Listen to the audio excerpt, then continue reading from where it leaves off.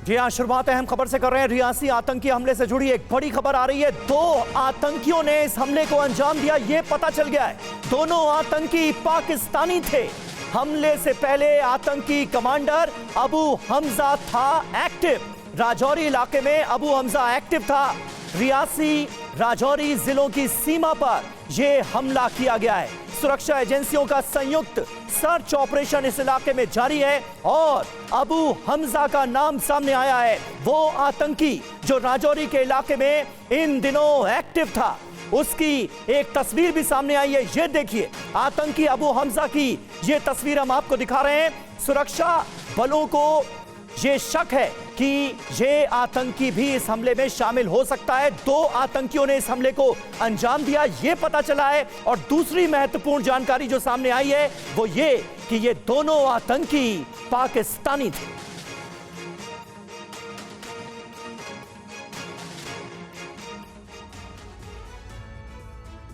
और इस बीच बड़ी खबर आ रही है। एनआईए रियासी आतंकी हमले की जांच करेगी। हमले की जांच के लिए एनआईए की टीम रवाना हो चुकी है। एनआईए के एसपी लेवल के अधिकारी जांच में शामिल होंगे। एनआईए की फॉरेंसिक टीम भी मौके के लिए रवाना हो चुकी है। तो जम्मू कश्मीर के रियासी में जो आतंकी घटना हुई है, उसके बाद इस वक्त का ये सबसे बड़ा अपडेट है कि इस आतंकी हमले की जांच एनआईए की ओर से की जाएगी और इसके लिए एनआईए की टीम रवाना भी हो चुकी है। बताया जा रहा है कि एनआईए के एसपी लेवल के अधिकारी जांच में शामिल होंगे। साथ ही एनआईए की फॉरेंसिक टीम भी मौके के लिए रवाना हो चुकी है।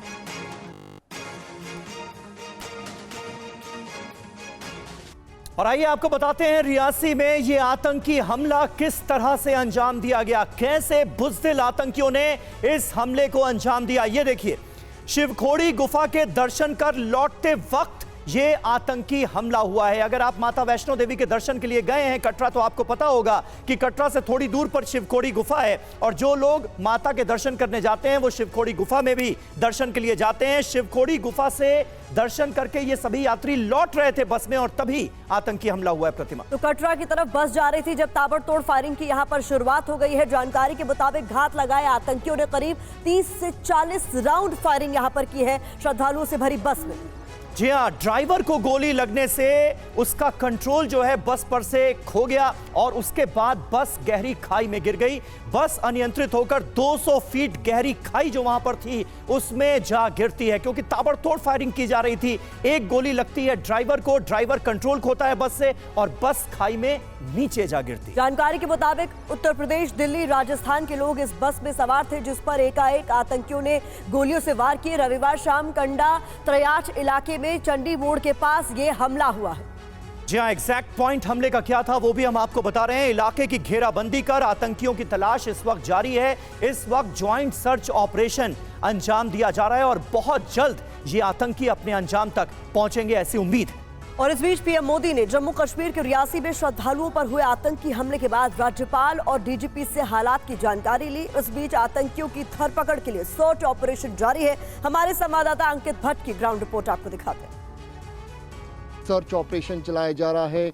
ऊपर से तकरीबन ये 150 मीटर है, उससे नीचे जो है गहरी खाई में ये बस गिरती है और उसके बाद तकरीबन 9 लोग जो है उनकी डेथ हो जाती है। ये देखिए, बुलेट के निशान जो है वो साफ तौर पे आप इस बस पे देख सकते हैं कि किस तरीके से कायराना हरकत जो है उसको आतंकियों की तरफ से अंजाम दिया गया था।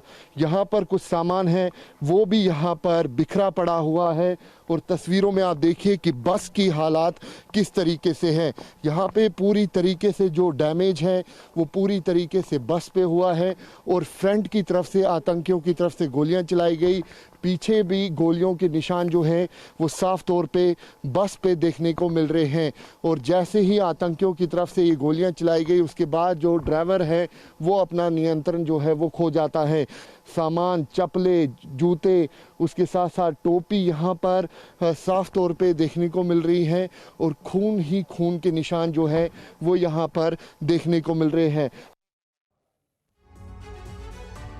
और हमारे साथ इस वक्त बात करने के लिए इसी मसले पर कई खास मेहमान मौजूद हैं। कविंद्र गुप्ता, पूर्व deputy chief minister Jammu Kashmir के, वो हमारे साथ थोड़ी देर में जुड़ने वाले हैं। विक्रम सिंह साहब हमारे साथ जुड़ गए हैं, डीजीपी रह चुके हैं उत्तर प्रदेश जैसे सूबे के। दीपक वोरा साहब हमारे साथ मौजूद हैं, पूर्व राजदूत। और अहमद अयाज साहब, भी हमारे साथ इस वक्त जुड़ रहे हैं, कश्मीरी एक्टिविस्ट हैं। लेकिन सबसे पहले आपको लिए चलेंगे हमारे सहयोगी अंकित भट्ट, जहां पर आतंकी हमला हुआ वहां से इस वक्त लाइव हमारे साथ जुड़ चुके हैं। अंकित, वो इलाका भी हमें दिखाइए जहां पर आतंकियों ने इस बस को निशाना बनाया, और साथ ही साथ अपडेट भी दीजिए हमारे दर्शकों को। सबसे पहले मैं आपको इलाका दिखाने की कोशिश करूंगा कि वो कौन सा इलाका है जहां पे आतंकियों की तरफ से घात लगाकर हमला किया गया। यही वो पूरा रूट है जहां पे आतंकियों की तरफ से घात लगाकर हमला किया गया। ये पूरी तरीके से ये वही रूट है जहां पे शिवखोड़ी से कटरा की तरफ बस जा रही थी, और उसी बीच में आतंकी जो है वो छुपकर घात लगाकर ये जो सिविल बस है उस पे हमला करते हैं, जिसमें 9 लोगों की मौत हुई है, 33 लोग घायल हैं। अगर आप ये पूरा इलाका देखें तो एक घने जंगलों से भरा हुआ है। यहाँ पे अंदर जाना विजिबिलिटी जीरो है। कई जगहों पे नेचुरल केव्स है। कई बार हमने देखा है कि किस तरीके से आतंकी जो है वो हमारे सुरक्षा बलों से बचने के लिए घने जंगलों में बने हुए नेचुरल केव्स का इस्तेमाल करते हैं। अब रही बात अपडेट की, 2-3 इंपॉर्टेंट पॉइंट है समीर इस पूरे आतंकी हमले को लेकर। सबसे पहले क्योंकि कुछ देर पहले मैंने खुद एसएसपी मोहिता शर्मा से बातचीत की है, उन्होंने बताया है कि आई विटनेस के मुताबिक 2 आतंकी जो हैं उन्होंने इस पूरे कायराना हमले को अंजाम दिया है। दूसरी जो अपडेट है वो ये कि जो ये 2 आतंकी थे ये पाकिस्तानी बताए जा रहे हैं। तो ये साफ जाहिर होता है कि किस तरीके से पाकिस्तान लगातार जम्मू कश्मीर में आतंकी हमले करवाने के हर मुमकिन प्रयास कर रहा है। तीसरी अहम बात, जिस तरीके से ये आतंकी हमला हुआ, इससे पहले भी आतंकियों की तरफ से भारतीय वायुसेना के एक वाहन पर हमला किया गया। चौथी अहम बात ये कि जिस जगह पर यह हमला हुआ है कुछ ही दूरी पे जो रजौरी का बॉर्डर आता है, रजौरी से सटा हुआ बॉर्डर आता है, ये वही इलाका है। पिछले साल यहाँ पर जो आतंकी यहाँ पर एक मुठभेड़ हुई थी जिसमें सुरक्षा बलों ने एक टॉप आतंकी कमांडर को ढेर किया था त्रियाट के इलाके में। वहीं इस इलाके की बात करें तो इसके साथ जो रजौरी का इलाका आता है वहाँ पर आतंकी कमांडर अबू हमजा एक्टिव है। लश्कर का आतंकी बताया जा रहा है। 10 लाख से ज्यादा इनाम जो है जम्मू कश्मीर पुलिस ने उसके ऊपर भी रखा है। ये भी आशंका है कि क्या पता कि उसी का ग्रुप इस इलाके में ना आया हो। लगातार इंटेंसिफाइड सर्च ऑपरेशन जो है वो सुरक्षा बलों की तरफ से किया जा रहा है। कुछ ही देर में जो लेफ्टिनेंट गवर्नर मनोज सिन्हा है वो श्रीनगर से जम्मू की तरफ रवाना होंगे, वहां पे घायलों से मुलाकात करेंगे। तो अंकित, लगातार हम तक अपडेट्स पहुंचा रहे हैं कि इस पूरे मामले में इस वक्त क्या हालात ग्राउंड पर हैं, किस तरीके से अब एनआईए की टीम भी जांच के लिए पहुंचने वाली है, इसको लेकर भी अपडेट हमने आप तक पहुंचाया। और इस बीच हमारे साथ जो बेहद खास मेहमान है मैं उनका रुख करना चाहूंगी। विक्रम सिंह जी, कल शपथ ग्रहण भी हो रहा था जिस दौरान इस कायराना हरकत को आतंकियों की ओर से अंजाम दिया गया है। इसके पीछे कोई आप पैटर्न देखते हैं क्या? आतंकियों को पता है कि उनका अंजाम क्या होने वाला है, बावजूद उसके अनरेस्ट फैलाने की कोशिश जम्मू कश्मीर में की गई? प्रतिभा जी, समीर जी, विद्वान पैनलिस्ट, नमस्कार। आपने सही बिंदु पर इंगित किया है कि जिस वक्त शपथ ग्रहण समारोह हो रहा है, एक पोस्चरिंग और एक संदेश देने के लिए कि हम क्रियाशील हैं और हम कभी भी आक्रमण कर सकते हैं। बावजूद इसके कि पुंछ और राजौरी एरिया पूरी तरीके से एरिया डोमिनेशन हो चुका था, लेकिन अबू हमजा एक शातिर दिमाग का चरमपंथी है।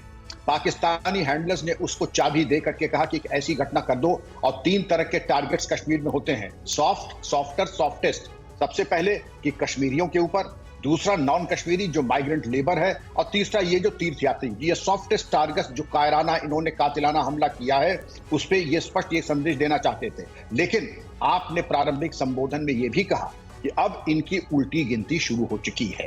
ये तो सही कि कोई पीठ में चाकू कोई भी घोंप सकता है, लेकिन अब थर्मल इमेजेस और शिकारी कुत्तों के माध्यम से इनकी उल्टी गिनती शुरू हो रही है, और इनके लिए हक में होगा कि ये आत्मसमर्पण कर दें, क्योंकि अब हम वो नहीं कि सिर्फ AK-47 का जवाब AK-47 देंगे, हम टेक्नोलॉजी का, एरिया रिकॉनेसेंस का, ड्रोन टेक्नोलॉजी का, मशीन लर्निंग का लेंगे। और ये मैं मान के चलता हूं, अभी तक तो निर्वाचन था, अब पूरी पुलिस फोर्स और पूरा राष्ट्र इनके पीछे लग जाएगा, इनको छठी का दूध याद दिला देगा। बिल्कुल सही बात है, इसमें कहीं कोई शक नहीं है। ज्वाइंट सर्च ऑपरेशन लगातार चल रहा है और बहुत जल्द वो खबर हमारे पास आ सकती है कि ये दोनों आतंकी अपने अंजाम तक पहुंच गए हैं। वहीं आतंकी हमले में रियासी की जो एसएसपी हैं मोहिता शर्मा, जो इस मामले से डायरेक्टली इन्वॉल्व हैं, उन्होंने टीवी9 भारतवर्ष के कैमरे पर कई बड़े खुलासे किए हैं।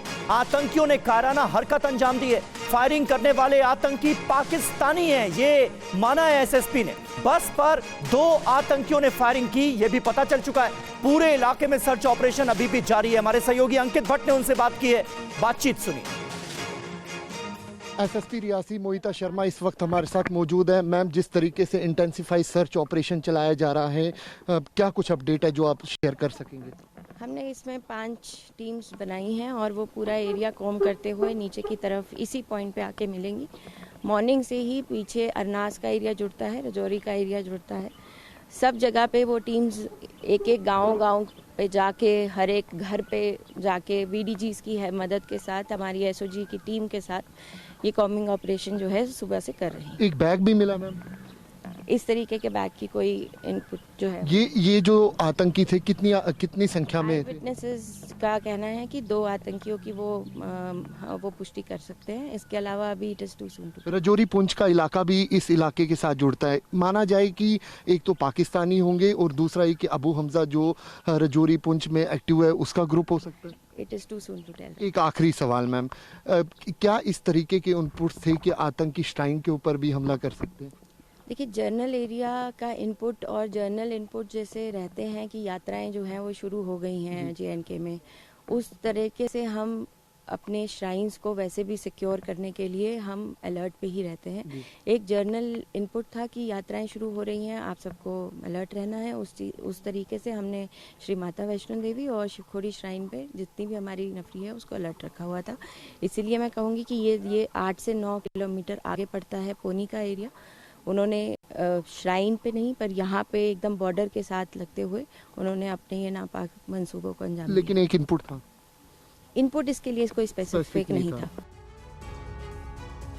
और दीपक वोरा साहब भी हमारे साथ मौजूद हैं। वोरा साहब, आप अपने एक्सपीरियंस से क्या बताना चाहेंगे? ये आतंकी हमला, अगर खींच की बात करें तो वो तो बहुत सारी खींच हो सकती है पाकिस्तान की। ये पता चला है कि 2 पाकिस्तानी आतंकी इस हमले में इन्वॉल्व थे।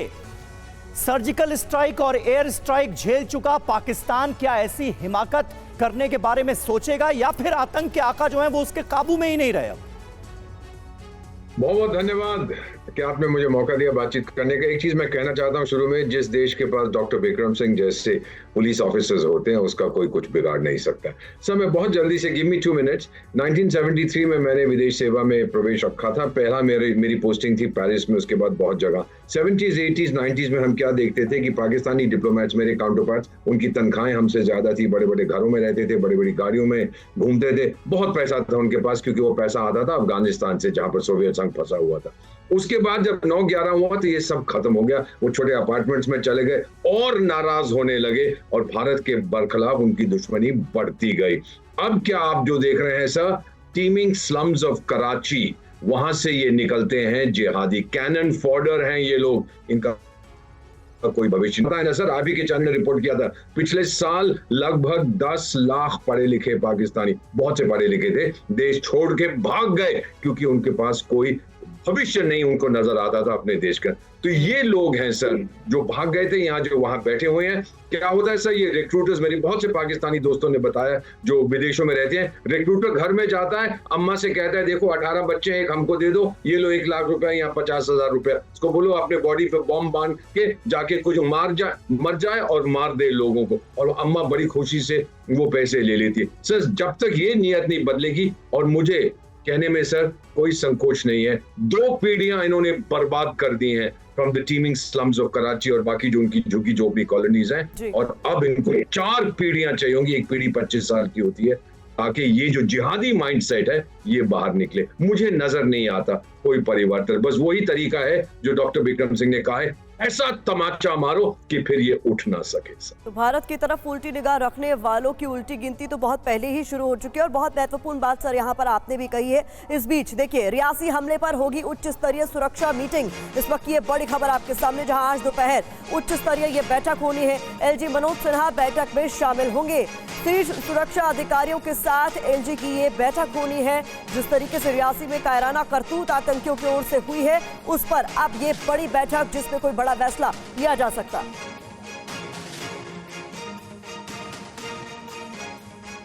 और आइए आपको बताते हैं कब कब जम्मू कश्मीर में आतंकवादियों ने 2 महीने में चौथी घटना को अंजाम दिया है। पिछले 2 महीने में चौथी आतंकी घटना है ये। 9 जून रियासी की घटना, आतंकी हमला जिसका हम जिक्र कर रहे हैं। वैष्णो देवी जा रही बस पर हमला, 9 लोगों की मौत हुई है, 33 लोग घायल हैं। इसके बाद 18 मई शोपियां में बीजेपी नेता एजाज अहमद शेख की हत्या कर दी गई। जी हां, 4 मई को भी एक आतंकी हमला हुआ। पुंछ में एयरफोर्स के जवानों पर हमला किया जाता है। एक जवान की शहादत इस हमले में हुई थी। और देखिए 17 अप्रैल की जानकारी आपके सामने। अनंतनाग में बिहार के रहने वाले शख्स पर हमला किया, इलाज के दौरान उनकी मौत हो गई। और जैसा कि हमारे साथ मौजूद खास मेहमान बता भी रहे हैं कि इजी टारगेट्स की तलाश इन आतंकियों को रहती है। अब आपको बताते हैं कि जब आतंकियों ने बस पर फायरिंग की, उस वक्त बस के अंदर क्या क्या हुआ। घायल श्रद्धालुओं से हमारे संवाददाता ने खास बातचीत की। दिल्ली से वैष्णो देवी के दर्शन करने के लिए आए थे। दिल्ली के दर्शन करने के बाद हमारे पास कुछ टाइम बचा था, ट्रेन की टिकट लेट थी, तो हमने सोचा कि शिवखोड़ी का हम दर्शन कर आए। दर्शन करके जैसे हम वहाँ से निकले तो ठीक आधे घंटे बाद हमारी गाड़ी पे कुछ जैसे फायरिंग होना था, ऐसा फटाके से छूटना शुरू हो गया और शीशे से फूट गए। और कुछ सेकेंडों में हमारी गाड़ी खाई में चली गई। खाई में जाने के बाद में भी, नीचे गिरने के बाद भी कुछ सेकेंड फायरिंग चली थी। तो श्रद्धालुओं से आप जान रहे थे कि क्या हुआ, एक किस तरीके से आतंकियों ने बस को टारगेट किया और जोरदार फायरिंग वहां पर शुरू हो गई। अहमद अयाज साहब भी हमारे साथ जुड़े हुए हैं, एक्टिविस्ट हैं। सर, जिस तरीके से खबरें लगातार सामने आ रही हैं कि घाटी में शांति हो रही है, सुकून हो रहा है, क्या यही एक बड़ी खींच की वजह है जिस तरीके से वहां अनरेस्ट फैलाने की कोशिश हो रही है? 2 महीने में ये चौथी बड़ी घटना है जो सामने आई। पहले दुख की बात है कि यात्रियों पर जो बस में यात्री सवार थे तो उस पर हमला किया गया है, ये बहुत ही दुख की बात है। और साथ साथ ये भी संकेत हमको मिल रहे हैं कि ग्राउंड सिचुएशन में जो दिख रहा है, ग्राउंड पर जो दिख रहा है वो ये है कि मिलिटेंसी, जैसे हम सियासी तौर पर या हम समझते हैं कि शायद मिलिटेंसी अब खत्म हो रही है, तो शायद ऐसा नहीं है। और मिलिटेंसी अभी भी है, बेशक इसमें बहुत हद तक सुधार भी आया, की कमी भी आई, लेकिन ठीक है, जो टारगेट्स है वो ऐसे हो रहे हैं कि बड़े डैमेजेस करते हैं। हमें याद है कि कुछ टाइम पहले लास्ट ईयर। ठीक है अहमद अयाज साहब, मैं आपके पास आता हूं। इस वक्त कविंद्र गुप्ता जी भी हमारे साथ जुड़ गए हैं, पूर्व डिप्टी सीएम जम्मू कश्मीर के। कविंद्र जी, इस हमले ने एक बार फिर देश को हिलाकर रख दिया है। जिस अंदाज में बुज़दिल आतंकियों ने इस कायराना हरकत को अंजाम दिया है, जो पैटर्न सामने आया है, श्रद्धालुओं से भरी बस, दर्शन करके श्रद्धालु लौट रहे हैं, उनको निशाना बनाया जाता है, ये पैटर्न अपने आप में क्या बता रहा है? देखिए, पाकिस्तान प्रायोजित आतंकवाद काफी देर जम्मू कश्मीर में चलता रहा जी।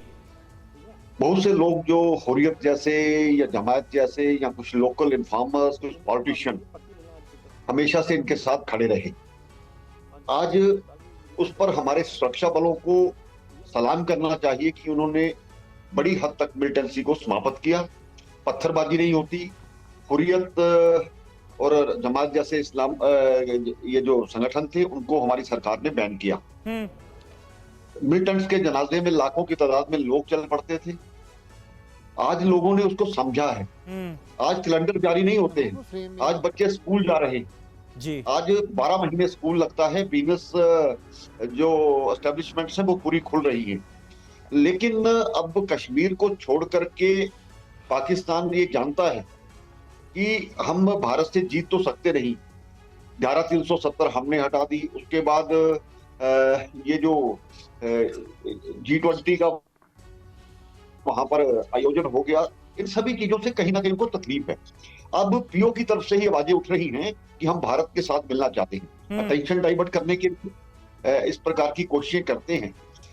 हमारे सुरक्षा वालों ने बहुत अच्छा काम किया है, लेकिन जिस प्रकार से ये कल का अटैक होना, इससे पहले 2-3 अटैक हुई, चिंता का विषय है, इसमें कोई दो राय नहीं है।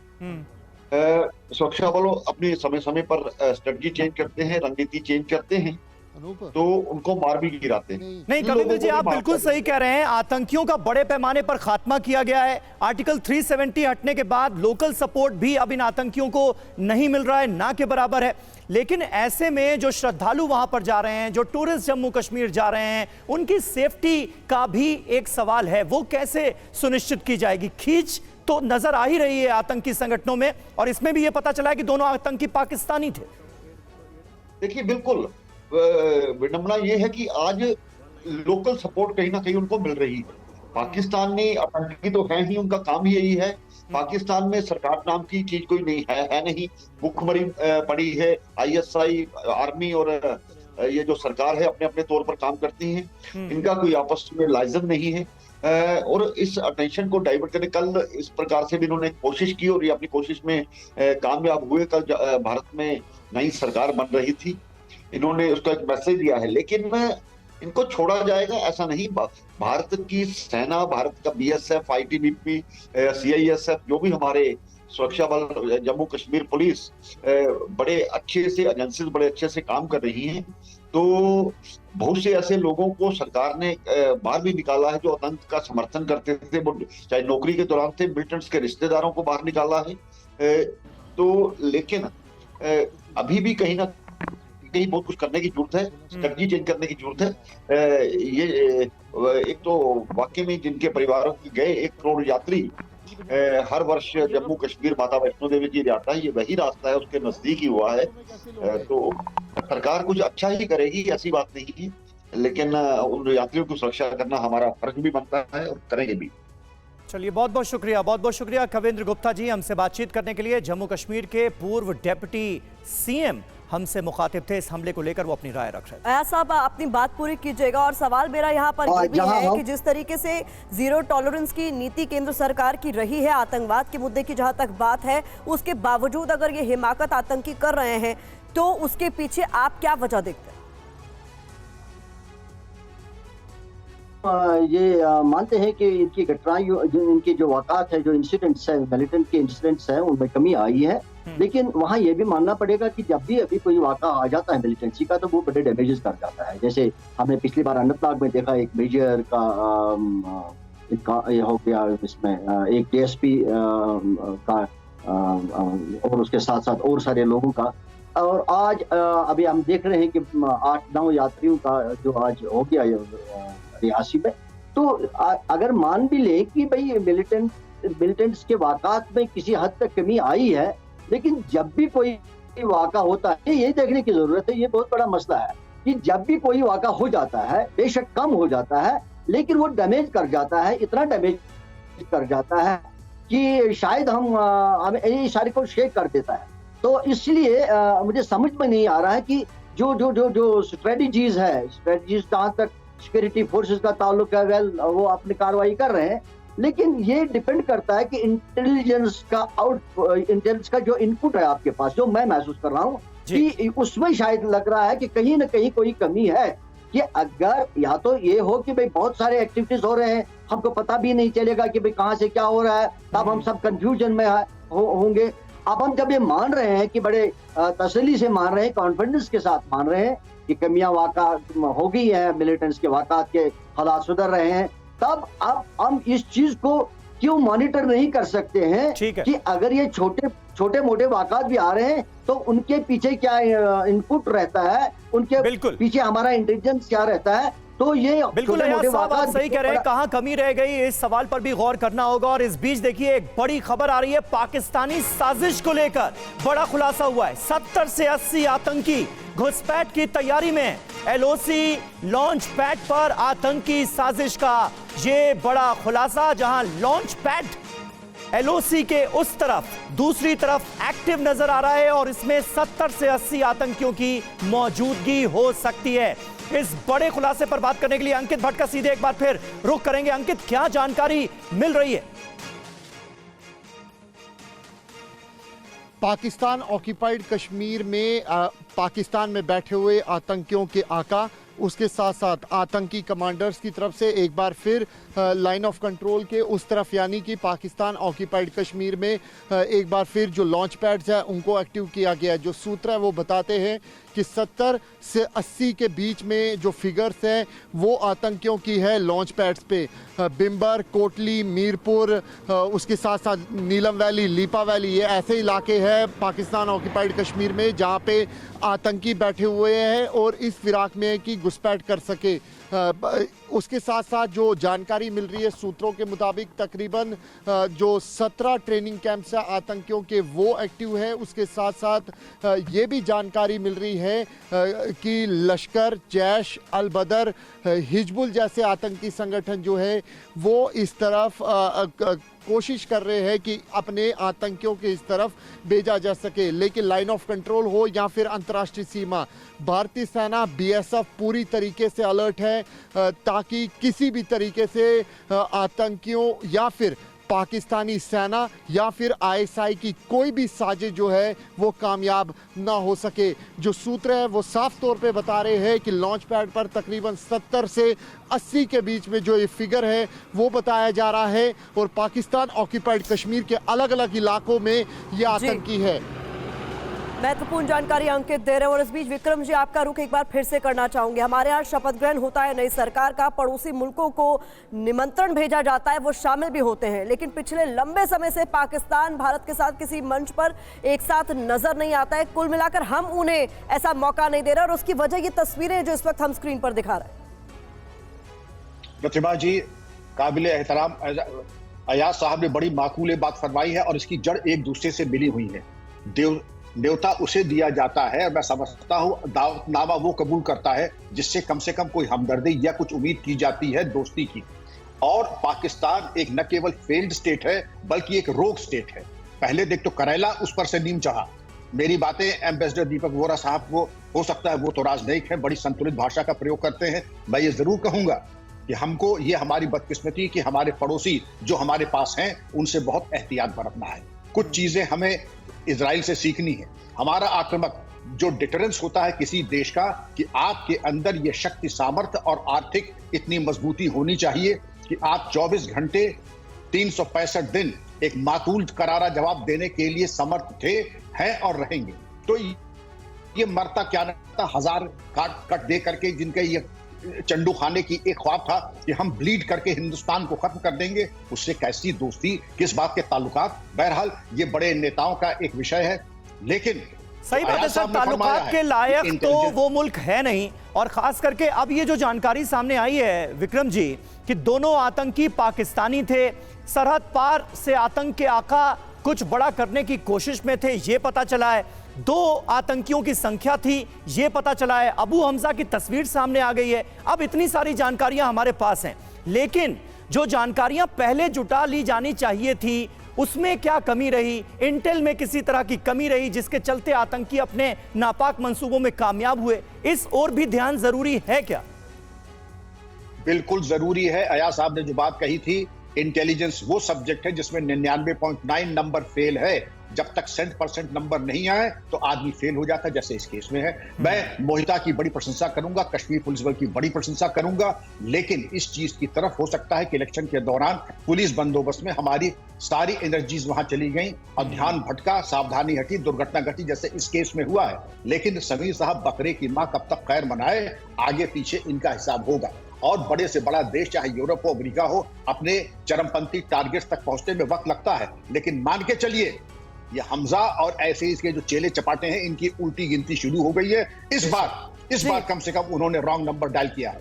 वोरा सर, आपका रुख करूं उससे पहले इस वक्त की बड़ी खबर भी बता देते हैं। रियासी हमले पर बोले फारूक अब्दुल्ला, अमरनाथ यात्रा की सुरक्षा बढ़ाई जाए, श्रद्धालुओं की सुरक्षा जरूरी है। ये बात फारूक अब्दुल्ला की ओर से कही गई है। जिस तरीके से रियासी में हमला हुआ है, जरा सुनिए।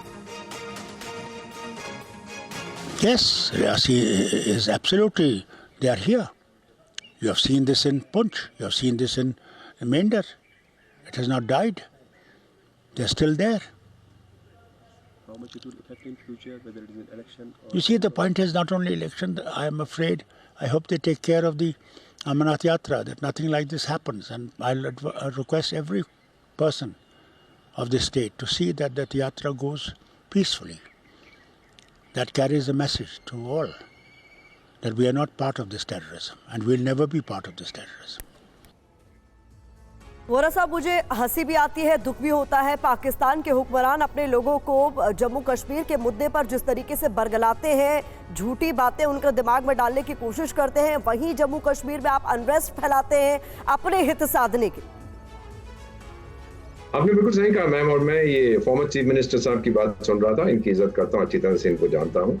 ये एक आलोचना थी इनकी कि आपने कहा 370 हमने रद्द कर दिया, अब आतंक कम हो जाएगा, लेकिन देखिए अभी भी हमारे साथ है। ये बड़ा इनडायरेक्ट क्रिटिसिज्म, अपने आप को शातिर समझते हैं, उम्र इनकी बहुत होगी, हमारी तो ट्रेनिंग होती है इन चीजों को पहचानना। मैडम, इसमें एक ही चीज बहुत स्पष्ट रूप से डॉक्टर विक्रम सिंह ने भी कही है कि हम लोग बिजी थे इलेक्शन में इधर उधर। हमारे प्रधानमंत्री, आप जानते हैं, कुछ ही दिनों में अब जा रहे हैं इटली G7 की मीटिंग के लिए, और पिछले साल में आप देखेंगे पिछले 2-3 सालों में पाकिस्तान के जो प्राइम मिनिस्टर या तुर्की जाते हैं पैसा मांगने के लिए, या सऊदी जाते हैं भीख मांगने के लिए, UAE जाते हैं, या चाइना जाते हैं, कोई पांचवी जगह नहीं है जहां जाते हैं। हमारे प्रधानमंत्री की आलोचना थी कि सारी दुनिया में घूमते रहते हैं, भारत में कम रहते हैं, क्योंकि लोग चाहते हैं, बाकी देश चाहते हैं दोस्ती हमारे साथ, और कोई नहीं मैम, मैं बड़े हल्के से कह रहा हूं, आज टोटली आइसोलेटेड है पाकिस्तान। उसकी रेलेवेंस अगर है तो वो आतंक, सब जानते हैं कि दुनिया की नंबर 1 आतंक फैक्ट्री है, उसको हम उस देश को पूरी दुनिया ने, सिर्फ भारत ने नहीं, आइसोलेट कर दिया। अब उनको और आएगा और कोशिश करेंगे पंगा लेने। बहुत बहुत शुक्रिया सर, आप सभी खास मेहमानों का हमारे साथ इस बातचीत में जुड़ने के लिए।